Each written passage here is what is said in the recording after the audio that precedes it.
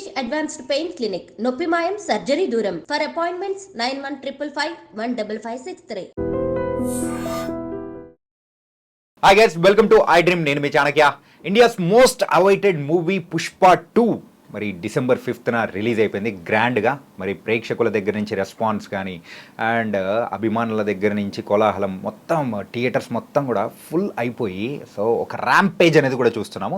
అసలు పుష్ప 2 ఎలా ఉంది, అసలు పుష్ప 2 అనేది ప్రేక్షకుల మనసులకు రీచ్ అయిందా కాలేదా, మెయిన్గా పైసా వసూల్ మన ప్రేక్షకులకు అయిందా లేదా అనే వాటి గురించి కూడా ఇప్పుడు మనం తెలుసుకుందాం. మరి తెలుసుకోవడానికి సీనియర్ జర్నలిస్ట్ మరియు ఫిలిం క్రిటిక్ అయిన భరద్వాజ్ గారు ఇప్పుడు మనతో పాటున్నారు. మరి సార్ని అడిగి తెలుసుకుందాం.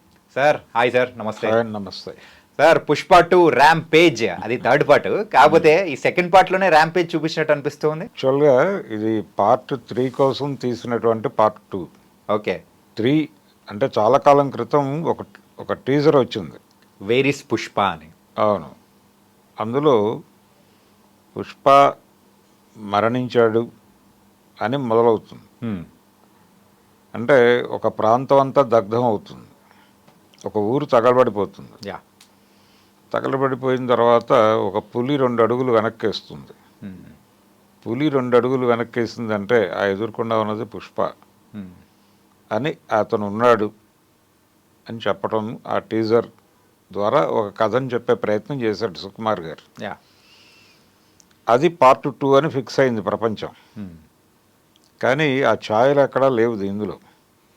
కారణం ఏంటంటే పార్ట్ 1కి వచ్చినటువంటి ఒక క్రిటికల్ రెస్పాన్స్ వచ్చింది, దానికి మిక్స్డ్ టాక్ వచ్చింది. ఆ మిక్స్డ్ టాక్ రావటం వలన 2కి సంబంధించి కొంచెం ఎక్కువ కేర్ తీసుకోవాలనుకుని కొన్ని బ్లాక్స్ డిజైన్ చేశారు. ఈ బ్లాక్స్ డిజైన్ చేసుకుంటూ వెళ్ళే క్రమంలో ఇవి హెవీ అయిపోయినాయి. ఇవి హెవీ అయిపోయి వీటి వరకు ఒక భాగం చేసి ఒరిజినల్గా తీయాలనుకున్న పార్ట్ 2ని 3కి షిఫ్ట్ చేశారు. దాంతో అనివార్యంగా ఇప్పుడు 3వ భాగం తీయాల్సిన పరిస్థితి. కాబట్టి ఈ బ్లాక్స్ వరకు బాగా డిజైన్ చేసుకున్నారు. అంటే వాళ్ళు డిజైన్ చేసిన బ్లాక్స్ చూసి వాళ్ళే విపరీతంగా ప్రేమలో పడిపోయారు. సుకుమార్ కావచ్చు, అల్లు అర్జున్ కావచ్చు. ఆ ప్రేమ కనిపించింది, ఎగ్జిక్యూషన్లో కూడా కనిపించింది. పర్టికులర్గా వాళ్ళు విపరీతంగా హైప్ చేసినటువంటి ఒక ఎపిసోడ్ ఏంటంటే దీనిలో గంగమ్మ జాతర. గంగమ్మ జాతర ఆ డిజైనింగు చాలా బాగుంది. దాంతోపాటు ఈయన అమ్మవారి గెటప్లోకి వెళ్ళిపోతాడు అల్లు అర్జున్. వెళ్ళిపోయిన తర్వాత మనకి ప్రభలు కట్టడం ఇలాంటివి ఉన్నాయి, ఒక కల్చర్ ఉంది మనకి. ఆ కల్చర్లో దానిలో డ్యాన్స్ చేసేవాళ్ళు, ఈ శక్తులుగా మారిపోయేటువంటి వాళ్ళు, వాళ్ళ బిహేవియర్ ఎలా ఉంటుంది, ఇదంతా విపరీతంగా స్టడీ చేసినట్టుగా అనిపించింది అక్కడ అల్లు అర్జున్ నటన చూస్తే. ఆ 20 నిమిషాలు చాలా అద్భుతంగా పెర్ఫామ్ చేశాడు తను. అంటే టోటల్గా పుష్పరాజు క్యారెక్టర్లోకి వెళ్ళిపోయాడు అతను. అంటే అల్లు అర్జున్ని పుష్పరాజుని పక్కపక్కన చూడలేని పరిస్థితి, పుష్పరాజుగా మారిపోయాడు. దీని ప్రభావంతో నెక్స్ట్ పిక్చర్ ఎలా ఉండబోతోంది అనేది, అంటే ఈ ప్రభావంతో ఆడియన్స్ నెక్స్ట్ పిక్చర్ ఆయన్ని మామూలు కథతో యాక్సెప్ట్ చేస్తారా అనేది డౌట్. అల్లూరి సీతారామరాజు సినిమా వచ్చిన తర్వాత కృష్ణ గారికి దాదాపు 7 ఫ్లాప్లు ఉన్నాయి. అంటే ప్రతి సినిమా కంపేర్ చేసుకుంటూ ఫ్లాప్ అయిపోయేది. పాడి పంటల సినిమా నిలబడింది.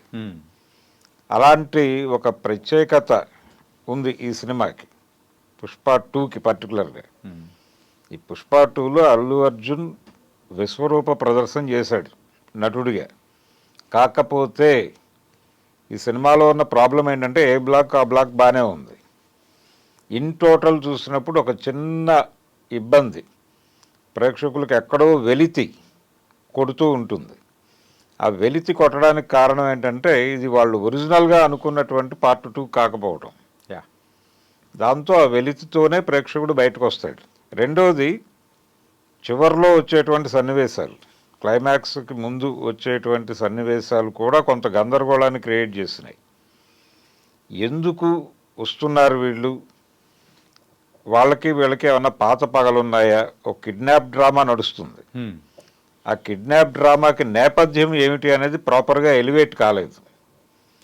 ఆ ఎలివేట్ కాలేదు, కానీ దాని మీద విపరీతమైన హైప్ క్రియేట్ చేస్తూ సన్నివేశాలు దొర్లుకుంటూ వెళ్ళిపోతాయి. ఈ దొర్లుకుంటూ వెళ్ళే క్రమంలో ప్రేక్షకుడు అసలు ఎందుకు జరుగుతోంది ఇది అనుకుంటాడు. వీళ్ళ మధ్య ఏవైనా ఉన్నాయా ఘర్షణలు, పర్టికులర్గా ఆ కిడ్నాప్ అయ్యే క్యారెక్టర్కిను కిడ్నాప్ చేసేవాడికి మధ్య ఏమైనా గొడవ ఉందా అనేది ప్రాపర్గా ఎస్టాబ్లిష్ కాకపోవడం, సూచనప్రాయంగా కూడా చెప్పకపోవడం, ఇలాంటివి కొన్ని గ్యాప్స్ ఉన్నాయి. ఆ గ్యాప్స్ ఆడి బయటకు వచ్చేటువంటి ప్రేక్షకుడు మనసులో తొలుస్తూ ఉంటాయి. కానీ అభిమానులకు మాత్రం ఇది విందు భోజనమే. దీనిలో రాజకీయం ఉంది, రాజకీయ వ్యాపారం ఉంది, వ్యాపారమయమైపోయినటువంటి రాజకీయం ఉంది, అన్నీ కలిసి ఉన్నాయి సినిమాలో. ప్రతి క్యారెక్టర్ని ప్రత్యేకంగా డిజైన్ చేశారు. క్యారెక్టర్ డిజైనింగ్ మీద చాలా శ్రద్ధ పెట్టారు. ఒక టీం పనిచేసింది దానికి. జగపతి బాబు క్యారెక్టర్ కావచ్చు, ప్రతి క్యారెక్టర్ అది ఎలా ఉండాలి, ఇంతకుముందు ఆ నటుడు చేసినటువంటి ఇతర పాత్రల ప్రభావం ఎక్కడా లేకుండా చూసుకున్నారు. ఇక్కడైతే మెయిన్గా కొత్త జగపతి బాబు గారిని కూడా చూసినట్టు అనిపిస్తూ ఉంది. నిజమే అది. అంటే ప్రతి క్యారెక్టర్ని అలా డిజైన్ చేశారు. అయితే మనకి షకావత్ క్యారెక్టర్ దీనిలో కీలకం. ఒక రకంగా కొంత సినిమా మనకి ఒక వీడియో గేమ్ తరహాలో నడుస్తుంది, హైడ్ అండ్ సీక్ డ్రామా. అంటే ఇతని వ్యూహము అతని ప్రతి వ్యూహంగా నడుస్తుంది చాలా వరకు కథ. ఈగో క్లాష్, ఈ ఈగో క్లాష్ మధ్యకి రాజకీయం, ఈ రాజకీయానికి ఒక పునాది, ఆ పునాది మీద దెబ్బ కొట్టడానికి ఇతను చేసే ప్రయత్నం, ఆ ప్రయత్నాన్ని ఎలా పుష్ప అడ్డుకున్నాడు అనేది. ఈ హైడ్ అండ్ సీక్ గేమ్లో చాలా సీన్లు బాగానే డిజైన్ చేశాడు, కానీ డైరెక్టర్ గారు కొన్ని ప్రేక్షకులు ముందే ఊహించేవిగా ఉన్నాయి. అంటే పర్టికులర్గా ఆ ఎర్రచందనాన్ని సరిహద్దులు దాటించేటువంటి సన్నివేశాలు, దాని మీద ఎక్కువ శ్రద్ధ పెట్టాడు. కానీ ఆడియన్స్కి అర్థమైపోతూనే ఉంటుంది. అంటే పుష్ప రూల్ అనేది టైటిల్ పెట్టారు, బాగానే ఉంది. పుష్పకి ఎదురు నిలబడేటువంటి ఒక బలమైనటువంటి విలన్ ఉండాలి కదా. ఆ విలన్ క్యారెక్టర్ని డిజైన్ చేయటంలో ఎక్కడో చిన్న తడబాటుకి లోనయ్యాడు డైరెక్టర్ గారు. అండ్ ఇంకోటి ఏంటంటే పుష్పరాజ్కి ఉన్న కాన్ఫ్లిక్ట్స్, ఎక్కువ మంది విలన్స్, అది కూడా ఒక చిన్న టైప్ ఆఫ్ కన్ఫ్యూజన్ తీసుకొచ్చే అవకాశాలు ఉంటాయంటారా? డెఫినెట్గా. అంటే టూ మెనీ విలన్స్ ఉన్నారు అక్కడ, సో మెనీ విలన్స్ ఉన్నారు. ఉండటం వలన ఒక్కొక్కళ్ళు ఒక్కొక్క యాంగిల్లో వ్యతిరేకిస్తూ ఉంటారు. కానీ ఎవరూ కూడా ప్రాపర్ విలన్గా, అంటే ఇతనితో పోటీ పడగలిగినటువంటి పరిస్థితిలో కనిపించరు. రెండోది, వాళ్ళ మధ్య టీజింగ్ నడుస్తూ ఉంటుంది విలన్స్ మధ్య. ఆ టీజింగు, ఇతను హై హ్యాండెడ్నెస్, ఇవన్నీ కలిసి పుష్ప రూల్ చేస్తున్నాడు ఈ సామ్రాజ్యాన్ని అని ప్రేక్షకుడు ఫిక్స్ అయిపోతాడు. అతను ఒక అద్భుతమైనటువంటి వ్యూహం పన్నాడు ఇతన్ని కంట్రోల్ చేయటానికి అని కొన్ని సీన్స్ నడుస్తాయి షకావత్. కానీ ప్రేక్షకుడు దాంతో ఇన్వాల్వ్ అవడు. ఇతనేదో డ్రామా నడుపుతున్నాడు, కానీ పుష్ప 2 నిమిషాల్లో ఛేదించేస్తాడు ఇది అని ఆడియన్స్ ఫిక్స్ అయి ఉంటాడు. అదే జరుగుతుంది అక్కడ. ఇలా ప్రేక్షకులు ఊహించుకోవటానికి ఈ కన్వీనియంట్గా ఉండేటువంటి సన్నివేశాలు కల్పించడం అనేది కూడా దర్శకుడు ప్రాపర్ కేర్ తీసుకోలేదు అనటానికి ఉదాహరణ. ఆయన శ్రద్ధ అంతా కూడా ఈ బ్లాక్స్ మీద పెట్టేశాడు. ఆయన కొత్తగా ఉంటుంది అని ఫీల్ అయినటువంటి బ్లాక్స్ కొన్ని ఉన్నాయి, ఆ గంగమ్మ జాతర ఇలాంటివి. వాటి మీద ఎక్కువ శ్రద్ధ పెట్టారు, వాటి డిజైనింగ్ మీద ఎక్కువ శ్రద్ధ పెట్టారు, ఫోకస్ పెట్టారు. దాంతో వాటిని చెక్కటంతో అయిపోయింది ఆయనకి. కానీ ప్రేక్షకులు ఏమైపోతారు, థియేటర్లో కూర్చున్న అభిమానులు ఓకే, అభిమానులకి ఇది విందు భోజనమే. కానీ సాధారణ ప్రేక్షకుడు పరిస్థితి ఏమిటి? సాధారణ ప్రేక్షకుడు కూడా సినిమా మీద వీళ్ళు క్రియేట్ చేసినటువంటి హైప్ నుంచి 1000 రూపాయలు 1200 పెట్టి టికెట్లు కొనుక్కుని లోపలికి వెళ్ళారు. ఆ లోపలికి వెళ్ళి కూర్చున్న వాళ్ళ పరిస్థితి ఏమిటి, వాళ్ళు ఎలా రిసీవ్ చేసుకుంటారు దీన్ని అనేది చూడాలి. అక్కడ కొంత గందరగోళం అయితే ఉంది సినిమాలో. కానీ ప్రొడక్షన్ వాల్యూస్ కానీ నటనాపరమైనటువంటి విలువలు కానీ చాలా అద్భుతంగా ఉన్నాయి సినిమాలో. ప్రతి ఒక్క ఆర్టిస్టు, ప్రతి ఒక్కరూ చాలా బాగా పెర్ఫామ్ చేశారు. ఓకే, ప్రతి క్యారెక్టర్ నుంచి అద్భుతమైనటువంటి నటన రాబట్టుకోగలిగాడు ఆయన. ముఖ్యంగా రష్మిక యా రష్మిక క్యారెక్టర్ని చాలా బాగా డిజైన్ చేశాడు తను. నాకు ఆ సీన్స్ చూస్తూ ఉండగా శివ సినిమా గుర్తొచ్చింది. దానిలో కూడా ఒక తరహా డాన్ క్యారెక్టరే నాగార్జునది. నాగార్జునకి అమలకి మధ్య ఇంటిమేట్ సీన్స్ చాలా బాగా వర్కౌట్ చేశాడు ఆయన రామ్ గోపాల్ వర్మ. ఆ ఇన్ఫ్లుయెన్స్ ఏమైనా ఉందా సుకుమార్ మీద అనిపించింది. ఒక రియల్ కపుల్ మధ్యలో ఎలా ఉంటుందో సేమ్ స్క్రీన్ మీద కూడా ఆ టైప్ ఆఫ్ ప్రెజెన్స్ అనేది కూడా చూపించారు. అలా చూపించాడు. అయితే కొంచెం ఎక్కడో యానిమల్ ధోరణులు కూడా కనిపిస్తాయి. కొంచెం వైల్డ్ టచ్ ఉంది ఆ షార్ట్స్లో. ఓకే, అదంతా పాన్ ఇండియా స్కేల్ సినిమాలో అవన్నీ అనివార్యం అని అనుకుని సర్దుకొని వెళ్ళిపోవడమే. ఒక లార్జ్ స్కేల్ సినిమా చాలా విపరీతంగా డబ్బులు ఖర్చు పెట్టి తీశారు. ఖర్చు కనిపించింది సినిమాలో, ఖర్చు కనిపించింది. అల్లు అర్జున్కి పూర్తి స్థాయి తృప్తినిచ్చినటువంటి సినిమా. ఆయన అభిమానులు హ్యాపీగా ఉన్నారు. సాధారణ ప్రేక్షకుడికి సినిమా ఏ మేరకు ఎక్కుతుంది అనేది పక్కన పెడితే ఈ సినిమాకి సంబంధించి వాళ్ళు ఒక గోల్ పెట్టుకున్నారు, 2000 crore అనేది. ఆల్రెడీ 1060 crores ప్రీ రిలీజ్ ఇదే అయిపోయింది, బిజినెస్ అయిపోయిందని చెప్తున్నారు. అంటే థియేటర్కల్ బిజినెస్ అయిపోయింది అని. అంటే కనీసం 15 నుంచి 1600 కోట్లు వస్తే తప్ప అది వర్కౌట్ అవ్వదు. అది వర్కౌట్ అయితే వాళ్ళు బాహుబలి 2ని క్రాస్ చేసినట్టే. ఇంకా టార్గెట్ రీచ్ అవడానికి ఇంకొక 400 కోట్లు కావాలి వాళ్ళు. నైట్ మూవీ అయిన తర్వాత సో అప్రాక్సిమేట్లీ 9:30కి ప్రీమియర్స్ పడితే 1 o'clock ఆ టైంలో హిందీ రివ్యూస్ ఇచ్చే తరుణ్ ఆదర్శ్ గారు దాని గురించి ట్విట్టర్లో పోస్ట్ చేశారు. ఏంటంటే ఒక ర్యాంపేజ్ అనేది, అంటే లిటరల్గా చూడాలంటే ఒక విశ్వరూపం అనేది కూడా చూసాము. దీనికైతే ఒక మ్యాడ్నెస్ లాంటిది 4.5 రివ్యూ అనేది కూడా ఇచ్చాడు అనమాట. Out of 5 4.5. ఇంతవరకు ఏ సినిమాకు అలాంటి అంటే అన్ని మార్క్స్ కానీ అన్ని స్టార్స్ ఇవ్వలేదేమో అనిపించింది. అవును, అంటే ఇది ఆయన వరకు బాగానే ఉంది. కాకపోతే నార్త్ ఇండియా ప్రేక్షకులకు ఎక్కే అవకాశం ఉంటుందా? నార్త్ ఇండియాలో రిసెప్షన్ నార్మల్గానే మొదలైంది. బీభత్సమైనటువంటి హైక్లో అయితే లేదు, చాలా నార్మల్గానే మొదలైంది. క్రమంగా పెరిగే ఛాన్సెస్ కనిపిస్తున్నాయి. అంటే అక్కడి నుంచి వస్తున్నటువంటి రివ్యూస్కి, సౌత్ నుంచి వస్తున్నటువంటి రివ్యూస్కి పార్ట్ 1 లాగానే చిన్న వైరుధ్యం కనిపిస్తోంది అభిప్రాయ ప్రకటనలో. థియేటర్లోంచి బయటకు వచ్చినటువంటి ప్రేక్షకుడు మాట్లాడే టోన్లో ఇక్కడ మాట్లాడుతున్నటువంటి ఆడియన్స్ టోన్కి, అక్కడ మాట్లాడుతున్న ఆడియన్స్ టోన్కి తేడా కనిపిస్తోంది. వాళ్ళ కొంచెం ఈ దీనిలోకి మ్యాజిక్ వరల్డ్లోకి వచ్చారు okay north audience. South audience కొంచెం క్రిటికల్గానే ఉన్నారు. అయినప్పటికీ అభిమానులు బుల్డోజ్ చేసుకుంటూ వెళ్ళిపోతున్నారు సినిమాని భుజాన్ని వేసుకుని. అది కనిపిస్తోంది చాలా స్పష్టంగానే.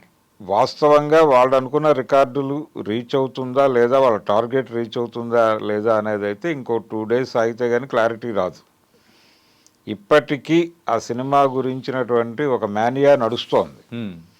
ఈ మేనియా, ఈ ఫీవరు ఇవన్నీ క్రియేట్ చేయడానికి వాళ్ళు చాలా కష్టపడ్డారు. ఇప్పుడు రకరకాల కాంట్రవర్సీలు కూడా రైజ్ అవుతున్నాయి ఈ సినిమా నుంచి, ఈ సినిమాలో ఉన్న డైలాగుల నుంచి. అవి సినిమాని ఏమైనా నిలబడతాయా అనేది చూడాలి ఇప్పుడు. పర్టికులర్గా ఒక డైలాగ్, అంటే మెగా కాంపౌండ్కి అల్లు కాంపౌండ్కి మధ్య ఒక ఘర్షణ నడుస్తోంది. అది కొంచెం చల్లబరిచేటువంటి ప్రయత్నం అరవింద్ గారు చేశారు మొన్న ప్రీ రిలీజ్ ఈవెంట్లో. హైదరాబాద్లో జరిగిన ప్రీ రిలీజ్ ఈవెంట్లో ఆయన మగధీరా ప్రస్తావన తీసుకొచ్చి కొంత వాతావరణాన్ని చల్లబరిచే ప్రయత్నం చేశాడు. కానీ ఈ సినిమాలో ఒక డైలాగ్, బాస ఎవడికి బాసు, వాడికి, వాడి కొడుక్కి, వాడి తమ్ముడికి, అందరికీ కలిపి నేనే బాసు అంటాడు. ఇండస్ట్రీలో బాస్ అని ఎవరిని అంటారో అందరికీ తెలుసు. బాస్ గారు నటనా రంగంలోనే ఉన్నారు, ఆ బాస్ గారి కుమారుడు నటనా రంగంలోనే ఉన్నాడు, వారి తమ్ముడు నటనా రాజకీయ రంగాల్లో ఉన్నాడు. అంటే మెగా హీరోల గురించి ఆ డైలాగ్ వాడారా అనేటువంటి ఒక అనుమానం క్రియేట్ చేసేదిగా ఆ డైలాగ్ ఉంది. దాని మీద కొంత సోషల్ మీడియాలో డిస్కషన్ నడుస్తోంది. ఇలాంటి కాంట్రవర్సీస్ ఏమైనా సినిమాని కొంత ఇంకొంచెం లేపుతాయేమో చూడాలి. ఓకే. దాంతోపాటు భార్యకి ఇచ్చిన మాట అనే దాని మీద కొన్ని షార్ట్స్ నడిపాడు ఆయన. అసలు టోటల్ కథకి అండర్ కరెంట్ అదే. అంటే తను ఒక కోరికగా కోరిన దీన్ని పట్టుకొని ఇతను ఇంత పెద్ద డిజైన్ చేస్తాడు. ఆవిడే షాక్ అవుతుంది విని. అంటే దీని మొత్తం ఈ టోటల్ సినిమా వెనకాల నువ్వు కోరిన కోరిక ఉంది అని చెప్పినప్పుడు, రావు రమేష్ క్యారెక్టర్తో చెప్పించినప్పుడు తను షాక్ అవుతుంది. ఇదంతా చూపించటం ద్వారా అంటే ఈ భార్య మాట వినేటువంటి భర్త అనే యాంగిల్లో 2 రకాల కథనాలు సర్క్యులేషన్లోకి వచ్చినాయి. ఒకటేమో ఆయన నంద్యాల పర్యటన, ఆయన కిచెన్ నుంచి డిజైన్ అయింది, దాన్ని ఆయన అక్కడ అక్నాలెడ్జ్ చేసే ప్రయత్నం చేశాడు ఈ సినిమాలో అనేది ఒక ప్రచారం. రెండో ప్రచారం మాజీ ముఖ్యమంత్రి, ఆంధ్రప్రదేశ్ మాజీ ముఖ్యమంత్రి, ఆయన కిచెన్ క్యాబినెట్, దాని గురించి ఈ సన్నివేశాలు కల్పించారు అనేది ఇంకొక కథనం. ఓకే, ఇలా కొన్ని సీన్స్ అయితే కొంచెం కాంట్రవర్షియల్గా ఒక డిస్కసివ్ పాయింట్లుగా నడుస్తున్నాయి బయట. అవి ఏవైనా సినిమాని నిలబడతాయేమో చూడాలి. ఓకే, ఇది ఓవరాల్గా పుష్ప 2. మనం కథ గురించి మాట్లాడుకోవద్దు, అవి అంటే అది లీక్స్ అయిపోతాయి. అంటే ఈ కథ ఇదొక ప్రత్యేకమైనటువంటి పద్ధతిలో డిజైన్ చేసుకెళ్ళాడు. ఆ డిజైనింగ్లో అతను ఏదైతే ఊహించాడో దాన్ని తెర మీద ఆవిష్కరించడానికి అల్లు అర్జున్ చేసిన కృషి అసామాన్యం. నెక్స్ట్ లెవెల్కి తీసుకెళ్ళాడు అతను. ఈ సినిమాకి ఏ మేరకు సక్సెస్ వచ్చినా అది 100% బన్నీ కష్టమే. సుకుమార్ గారు ఇంకొంచెం కేర్ తీసుకుని ఉంటే బాగుండేది. ఎప్పుడైతే తను ఒరిజినల్ ఐడియాని పార్ట్ 3కి షిఫ్ట్ చేశారో, దీన్ని ఈ బ్లాక్స్ మీద నడపాలనుకున్నారు, ఈ బ్లాక్స్లో ఎటువంటి ల్యాగ్ లేకుండా చూసుకుంటూ ఇంకొంచెం కేర్ తీసుకుని ఉంటే బెటర్ కంటెంట్ ఇచ్చి ఉండేవాడు ఆయన. ఆ లోపం కనిపించింది సినిమాలో. నేను ఇందాక చెప్పినట్టుగా ఒక కన్ఫెషన్ షాట్ ఎలా తీయాలి అనేది ఒక చిన్న కన్ఫ్యూజన్ సినిమాలో. ఆ కన్ఫెషన్ స్టేట్మెంట్ ఇచ్చేటువంటి క్యారెక్టరు, ఆ కన్ఫెస్ అయినటువంటి తీరు ప్రేక్షకుల సహనానికి పరీక్షగా మారింది. ఇలాంటివి కొన్ని పరిహరించుకొని ఉండొచ్చు. ఓకే, ఇంకొంచెం తక్కువ నిడివిలో చెప్పచ్చు అది. అంటే మట్కా సినిమాలో కూడా హీరో గారు కన్ఫెస్ అవుతూ ఒక స్టోరీ చెప్తాడు. అది కూడా ఆడియన్స్ని కొంత ఇబ్బంది పెట్టింది, వాళ్ళ సహనాన్ని పరీక్షించింది. ఇలాంటి సందర్భాలు వచ్చినప్పుడు డైరెక్టర్లు డ్రామా పండించడం కోసమని అటువైపు మొగ్గుతున్నారు, కానీ అది డ్రామా పండించడం కంటే కూడా ప్రేక్షకుల సహనానికి పరీక్షగా మారుతున్నాయి. ఇలాంటివి కొన్ని పరిహరించుకుని ఉంటే నిడివి కూడా తగ్గేది. నిడివి తగ్గేది, ప్రేక్షకులు ఆ ఎమోషన్లో క్యారీ అయిపోయేవాళ్ళు. ఇవి పంటి కింద రాళ్ళలాగా తగులుతాయి ఇలాంటి షార్ట్స్. అలాగే పుష్ప ఇంటిలో ఉన్నటువంటి పాత్రలు, ఆ పాత్రల బిహేవియరు, దాని మీద నడిపినటువంటి సన్నివేశాలు కూడా కొంచెం పంట కింద రాళ్లే. ఓకే, ఇలాంటివి కొన్ని పరిహరించుకుని ఉంటే బాగుండేది సుకుమార్ గారు. ఓకే, ఇది టోటల్గా పుష్ప 2 సినిమా చూసిన తర్వాత నాకు అనిపించిన విషయాలు.